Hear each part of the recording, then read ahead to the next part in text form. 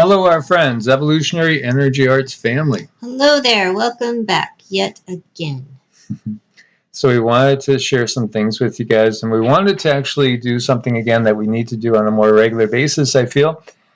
And that's put out intent for our planet, which is going through major ascension waves, and also do some personal healing because people need it. We need it on a daily basis. We were just talking with another lovely sister, family sister for the first time.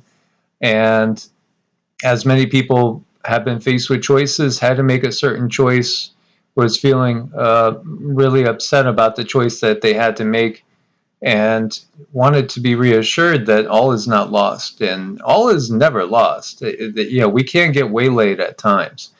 We can get sent off, and they love to do this. They love to send us into these mazes that can lead to being lost for eons, in some cases, lifetimes even. They love to get us going down these dead ends that really lead nowhere, but just occupy us with all sorts of trivial things in the bigger scheme. Trivial. I mean, when we get out of this age and we're going to look back, and those that will remember and be able to remember looking back and saying, do you remember this? We're going to laugh our heads off about the leadership of this planet and say, oh my God, can you imagine we went along with that? What the heck were we thinking? About everything from how it's been so obvious, the divide and conquer, to the things that we put real high importance on, which are going to be absolutely meaningless to us in a higher density existence. The things that we are worrying about and sweating about every single day that occupied so much of our time, we're going to look back and say, I just can't believe the whole thing. It's kind of like a bad dream. And it's going to probably feel like a bad dream. Most definitely. These are times where, I don't know, you can look back now at a lot of things and laugh about them. You can look back at maybe when you were little, you believed in, different entities that you found out that are not real. They were just a replacement, for some other system or some other way of doing things. For example, Santa, he didn't really land on the roof and crawl down the chimney. These are a lot of things that we're kind of experiencing now as we look back. We realize, okay, well, that's not really the way things were. Things are much different. And that's kind of what we're going through.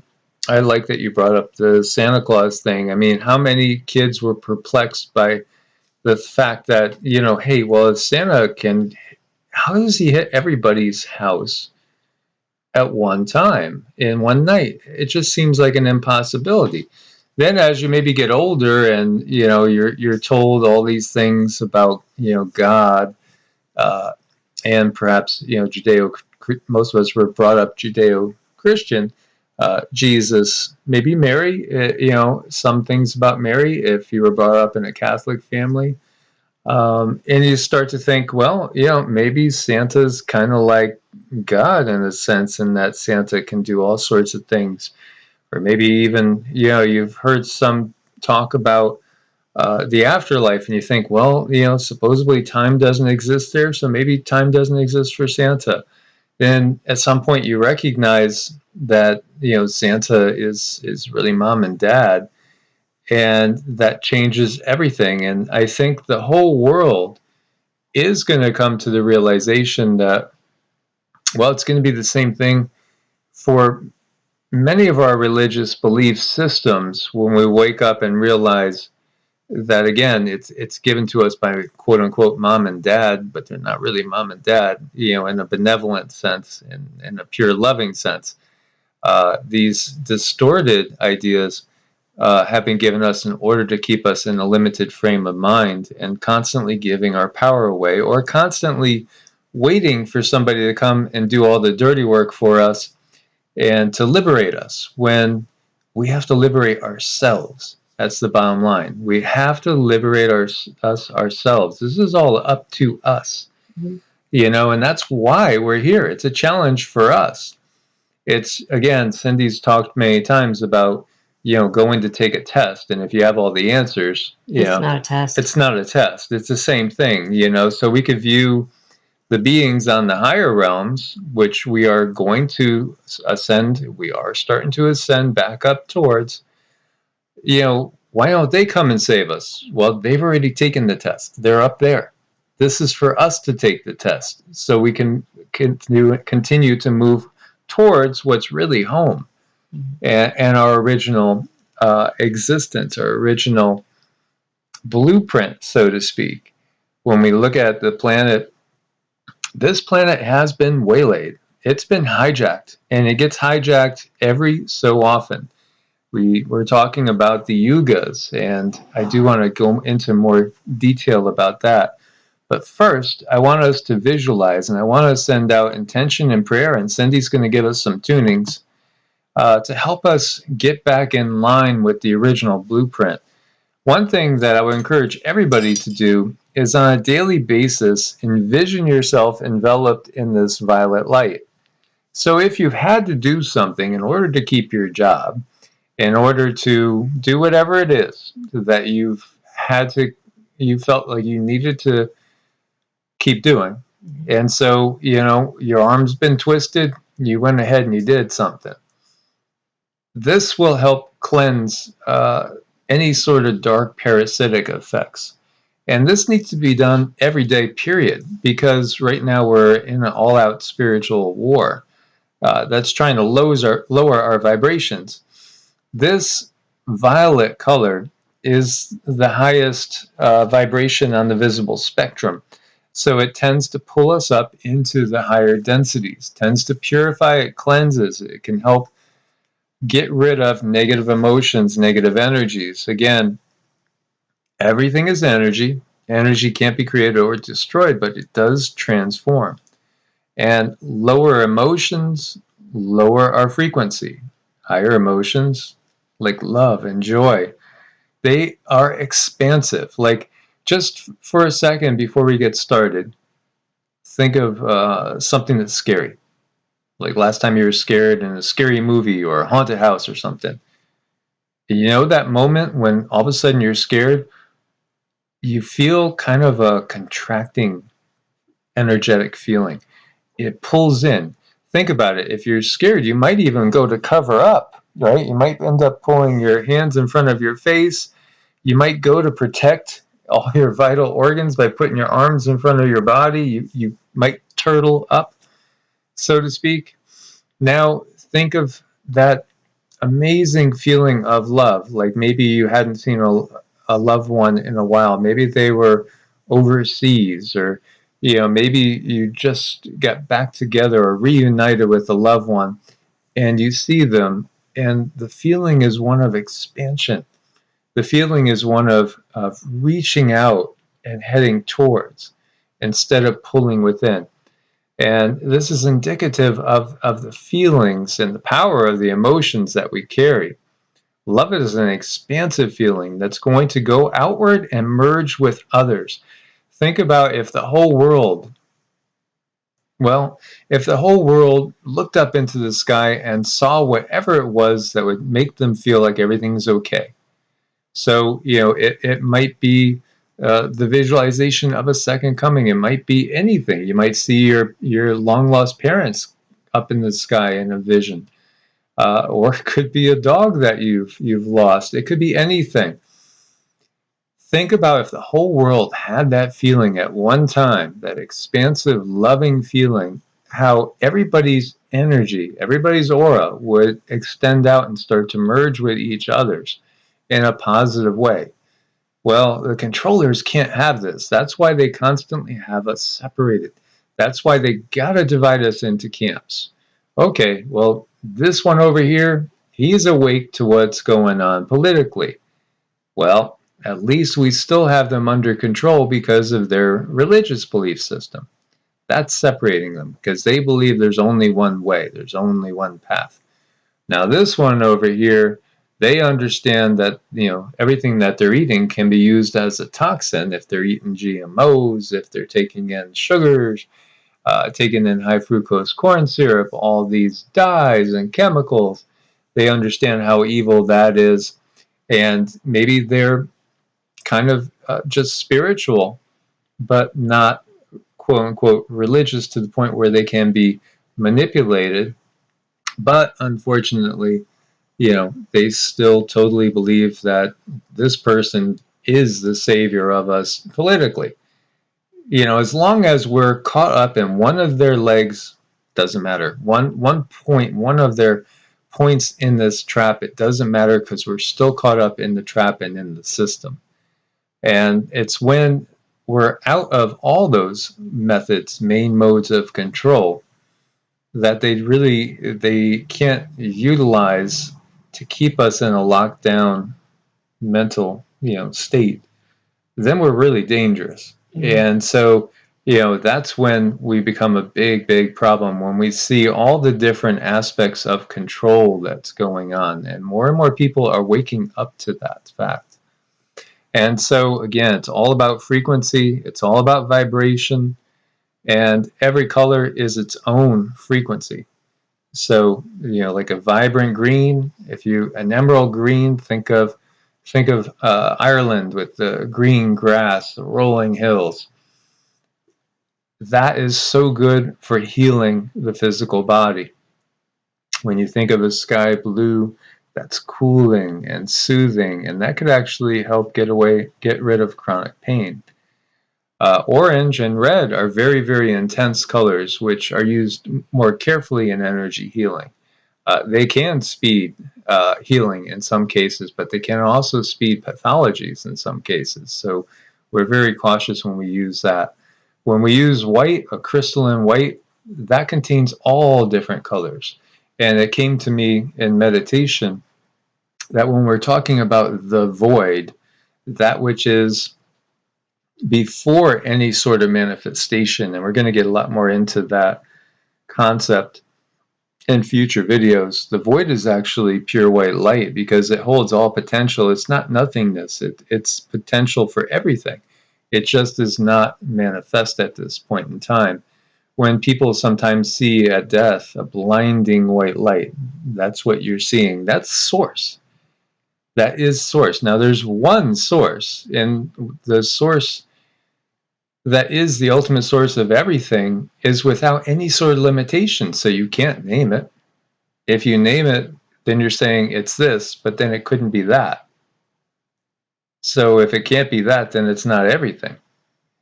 This is one of our points of things like haikus, and what's the sound of one hand clapping? It's meant to get you thinking out of the box and above and beyond the box. So anytime you call source one name, you're basically stating something that's an impossibility, because it's not. Source is everything that is manifest, and it's also everything that's unmanifest. And the ancient rishis understood this. The ones that brought us the Sanatana Dharma and many other, well, they brought us the Sanatana Dharma, but there are other mystery traditions as well that understand how this really works. But right now, Cindy's going to give us some dings. So let us visualize ourselves wrapped in this violet light, and let us visualize the planet wrapped in this violet light. And let us visualize the planet becoming free of any sort of negativity of the dark control system that has been keeping it under lock and keys throughout this Kali Yuga. So I wanted to open up the heart chakra a bit more, because what I've noticed is people's heart chakras lately are kind of clogged up a little bit. And I think as a group, if our heart chakras are working and they're all open and wide, we have more effect on things. If we want to send energy to a certain situation, our heart chakras being really wide open is going to help assist in that situation becoming a better outcome. So this is the heart chakra. We ready?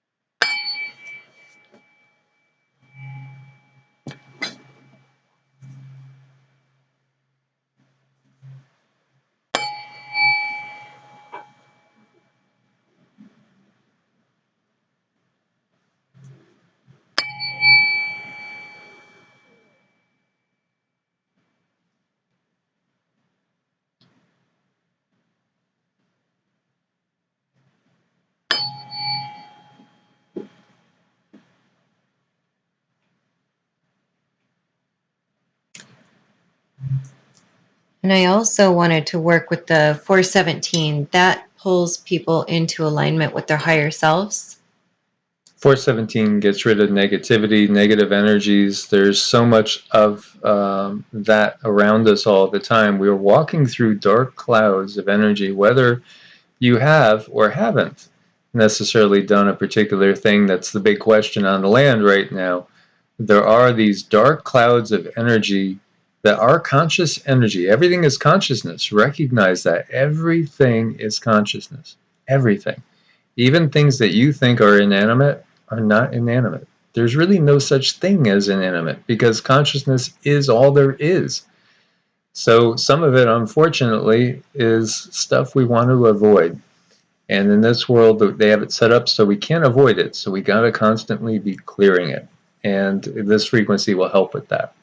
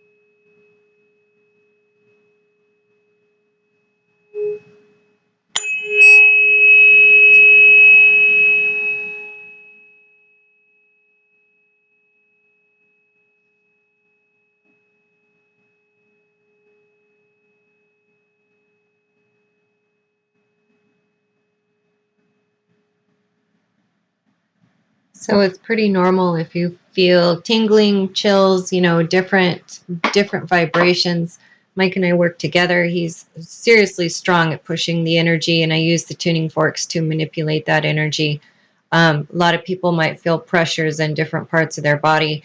That's the aura or your energy body reorganizing itself, because usually when people come to us, their bodies are in a really they're in a state of disorganization because of all the things they've been exposed to. And what we do is we reorganize that and put your body the way it should be. Now, what I'm going to do now is I'm going to repattern you. This is a weighted tuning fork, so you're not going to hear anything, but I'm sure many of you will feel the energies of this tuning fork. And I use a rose quartz crystal to repattern with. So we're going to be using that next, and usually this brings a feeling of relaxation, kind of a resting feeling where the soul just finally is able to settle itself. Now, again, this is silent, but you should be able to feel it.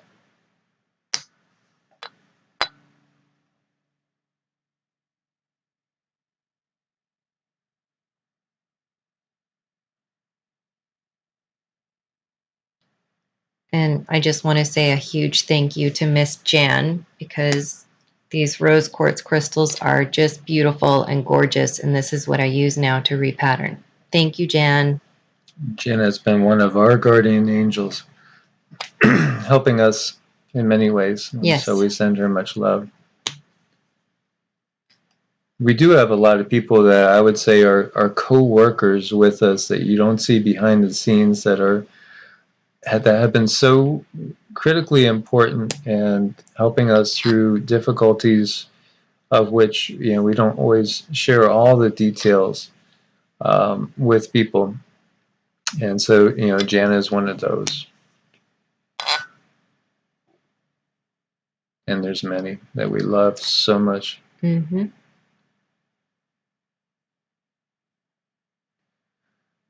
And as we've shared before, as Cindy's doing this,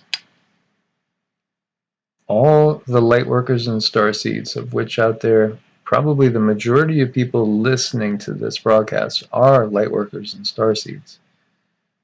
You all have etheric ports that have been attached by the GFED in order to help you get rid of these negative energies that the Dark Ones are putting out there with the intent of overwhelming you. So those ports, if you so choose, can be activated and are activated if you are so choosing. Put that intention out there. If you want help, we must ask for it. You know, it's a free will universe from the sense that the benevolent beings of the multiverse would never force their will on any other soul. These bandits, pirates, dark bottom feeders, they do. Mm-hmm. They will take advantage of everything. They will take advantage of every little thing they could.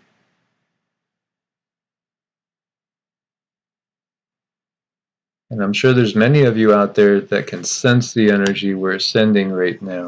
Oh yeah, definitely. I'm using a clear quartz crystal now, and that's to bring people clarity because we're up against many situations where we have to make decisions, and the decisions might not always be very clear. So this should bring clarity to your decisions. And if you just tune in to the energy, you know, if you're not feeling it yet, try tuning into it and see if you can start feeling it. Because that's very much how I see other, like, you know, I can tune into a ship, a spaceship, and see what's in there. You just simply reach out with your mind and you feel it. And you should be able to start feeling the energies. And you could call on help because there's so many beings out there that want to help. And, you know, in the Sanatana Dharma, which just means the eternal truth, the eternal way, the eternal wisdom, it's recognized. And so if you ask, you shall receive, but you have to ask. So, you know, what I would do when I'm going to go work on people is before I'll basically ask for help from my guides. And I always like to word it in the way that I say seen and unseen, known and unknown, because new guides are constantly coming. And sometimes guides will move on and they'll go help somebody else. And then there are guides that just stay with us all the time. And so I will do that. I'll ask for help from my ancestors as well, because we're tied through our DNA. Named and unnamed. Yep, Yes. named and unnamed again. Then I'll ask for help from the archangels, the ascended masters, of which there are countless ascended masters, beings that can have merged all the way back up with Source, but chose to stay separate in order to help the beings that are still lost down below and the beings that need help. And, you know, so I will ask for help again from guides, ancestors, archangels, ascended masters, and the devas. And again, the devas are part of the Devic realm, which includes the angelic realm. And when we get down to it, everything is consciousness. Everything is consciousness. So what's the real difference between a human, a deva, or a god, so to speak, an angel? Really, it's just where they're vibrating at when you get down to it, and where they've decided to spend their time. Humans can become angels. Humans can become devas, like the gods as well. I mean, we see the stories of the demigods all the time. And humans could go the opposite route too if we go down that dark path. Yeah. It's all, ultimately, we're all consciousness. All of us are a part, a bit of Source. The one Source that's unnameable. Each one of us has a part of Source within us. And that's the realization that we need to understand. Now, as we were talking, and Cindy's right now clearing any sort of blockages, this descent into chaos, so to speak, happens during the precession of the equinox. And so the Earth has a 25,920 year precessional arc. And even the pole star changes between Vega and Polaris as we go through this. And we go through the different yugas, the Satya, Treta, Dwapara, and Kali. And so it's all related to the sun's journey around the great central sun. And we're constantly going through different energetic fields. We're being exposed to different planetary and stellar energies as well. And everything you see is a being. So when we realize that the earth that we're on right now is a conscious being, just like you are. And again, there's trillions of beings just living inside you that are not you. And yet you have trillions of cells too. It is written that ye are gods. Don't you recognize ye are gods? You are gods. It's interesting too because we could look at this in the way of a sine wave as we go through these different energetic areas in our processional change.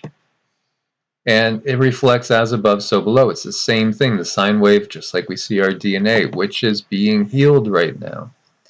So beings exist on different densities, and many beings can go all the way up and merge back into Source and become one with Source again. But they choose to stay just below so they can be in service to others. And when we're talking about many of the gods of the Sanatana Dharma, there's many of them that really enjoy residing on fifth density, as do so many other beings, really, because it's still fun. You can still kind of eat and enjoy the things that we enjoy down here, but yet you can manifest things in a magical way. So quick, instantaneously. But yet there's aspects of them that exist on much higher densities, like 60, 70, perhaps all the way on up, to just below merging with Source. There's aspects of us that reside on these higher realms too. Now, all the quote-unquote gods of our mythology are not vibrating at the same place. Some are higher than others. Thoth is a god of wisdom and knowledge and can operate on very, very high densities. Cindy has gotten that. Whereas when we're looking at, say, Thor, and you'll notice too, some of these mythologies, at least I've been able to see now where they're vibrating at so much more clearer. When we're talking about these, like the Seer and the Vanir, these come about more when we're transitioning through 4D. And so, this, well, as we've gotten now, Thor is on 4D, and still is. Thor didn't stop being, and he is a real being, and he's on 4D. Now, we could also channel aspects of these beings into ourselves, like when we look at the Olympian gods as well. We're talking about beings that are on a certain density. And then we talk about the ascended masters, and there are some, like when we talk about the Buddhas, those are beings that have achieved reunion. So they could, and in many cases they have totally merged back into Source. And there's many, many other benevolent beings. They're not working against each other. And as you develop greater discernment and spiritual understanding, you'll come to realize that these beings are not working against each other. They don't hold those type of little petty tribal animosities that some humans do hold through really lack of understanding. If you are comfortable just calling on Yeshua, or maybe you're comfortable calling on Yeshua and Mary, then call on them for help. That's beautiful, and they will help. They really will. They're dying to help. All these beings are just so eager to help. So there's a group that comes through Cindy on a regular basis, and we know them as kind of the Earth Mothers. And it's both Marys. It's Mary Magdalene and it's Mother Mary, along with White Buffalo Calf Woman, because again, Cindy and I both have what we would call Native American heritage. And we also have in that group Lakshmi, and we also have Aset, which is known as Isis. And Lakshmi is basically the goddess of abundance, and not necessarily of, as she's been known in these modern times, more of physical abundance, but she brings an abundance of love and compassion. And so it's whatever you are comfortable with, whatever you are comfortable with. There's so many beings out there looking on us all the time, and when we give them recognition, they give us recognition back. One thing that we do is we always leave fresh fruit out for them on a pretty much a daily basis. And this is a tradition that is common all around the world in all sorts of shamanic traditions. It's really common to leave out offerings for the ancestors. And we are connected to them, and we are in some ways related to them. And in some ways, um, what goes on here is very critical for them as well. And, just for fun as a test, leave out some fresh fruit or something nice to your ancestors and just see how that next couple of days go. I notice when we put the plate of fresh fruit down, I have a noticeably better time. Things just seem to go a little bit smoother. Um, and it's you can mark it. It's something that's undeniable. So I would say, just for something to try, as you explore this reality, see what happens when you do it and just make notes of that. So, in the Vedic sense, yagnas, which are sacrifices, offerings, typically what did they offer? They offered fruit and they offered clarified butter, ghee. Yeah. And they would actually pour ghee in a fire as an offering. So very different than the blood sacrifices that we see, although, at times many societies have done blood sacrifices, and the devas, the true benevolent beings, they wouldn't really ever want a blood sacrifice, the angelic realm. So, here we see, pears and apples and bananas and coconut, and that's clarified butter being poured on. In some way, shape, or form, again, it reaches them. And then what happens? Well, they take it, they amplify the life force, and they send it back to us.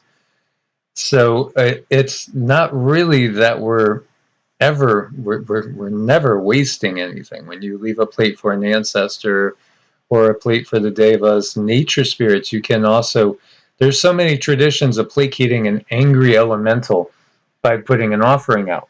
And many of you might be familiar with that. Leaving something shiny, for instance, is one of the things, or some offering, again, like fruit and things along those lines. And then the elemental is placated. And, whether it was infestation of bugs or bad weather or whatever, that stops, and all of a sudden things start going. And think about it, cookies for Santa. How many of us left cookies for Santa? This is kind of a remembrance of what we used to do.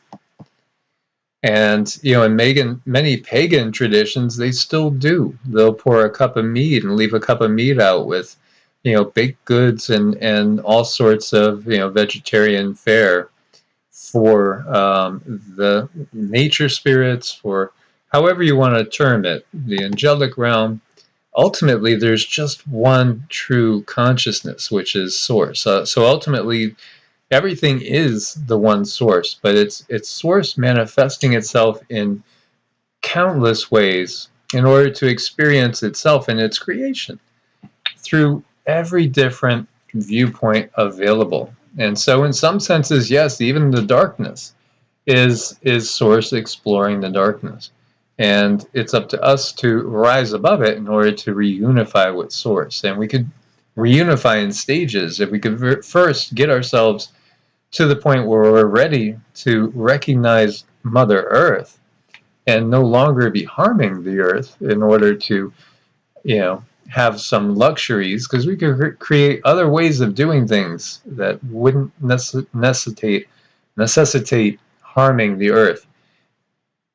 The power structure, this dark power structure, knows what they're doing. So by having the technologies out there that are literally poisoning the planet, they're poisoning us too. If we changed all that, our life expectancy would go way through the roof. Illness, disease would basically be a thing of the past. And also, the planet itself would heal. The weather would stop being so negative and start to be harmonious again. It's because of the system that we have all these issues. So when the system changes, everything will change as well.